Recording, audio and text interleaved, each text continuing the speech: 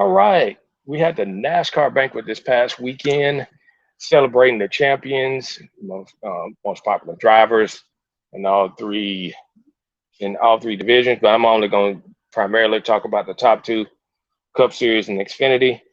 Ty Gibbs won the championship in Xfinity. He was also the most popular driver. No, actually, um, he wasn't the most popular driver, but he was the champion. Um, Joey Logano was champion in the Cup Series, with Chase Elliott being the most popular driver. Um, Noah Gragson was the most popular driver in the Xfinity Series. He will be moving up to the Cup Series this coming season. Um, but the main thing here that we're talking about coming into the 2023 season, what changes are we going to make with the cars?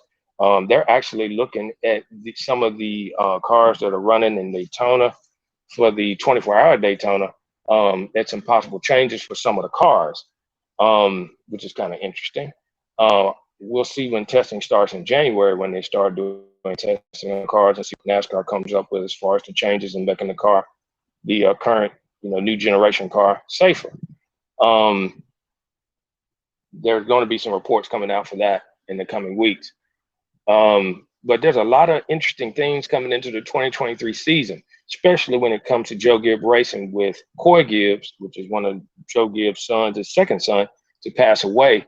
Joe Gibbs is probably in his 80s now. So this is a really, they lost Kyle Busch to RCR, Richard Childress Racing.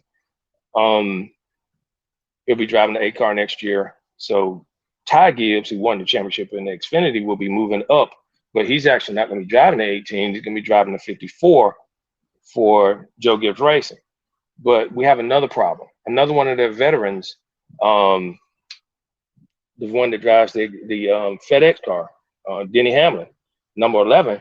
This is his last year for Joe Gibbs. Now, you don't want to run into 2 years in a row losing veteran drivers, in your, on your team.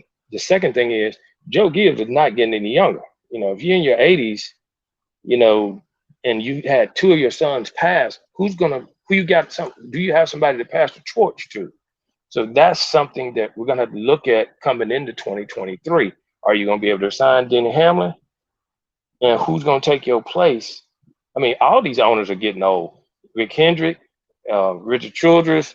I mean, doggone it. I mean, Richard Petty, he does have, he did join forces with GMS Racing. You got Jimmy Johnson now signed to your group. But Richard Petty's in his 80s. He's about 85, 86 years old. So all of these grassroots guys that own these teams are getting older. So who is Joe Gibbs going to pass the torch to? That's something we have to watch in 2023. Also, with Tony Stewart and their racing group, this is going to be the last year that Kevin Harvick is on his contract. Is he going to retire after 2023?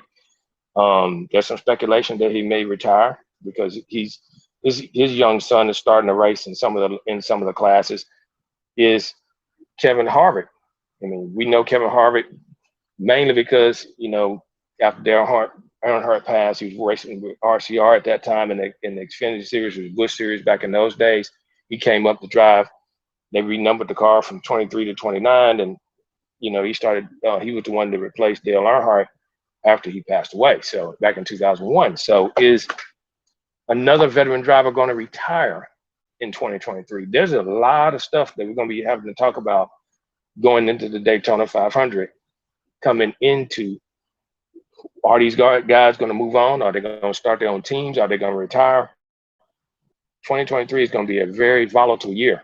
One other thing of note, there's a couple of teams in the, that right in the bottom 30, around the 36, you have 36 charters.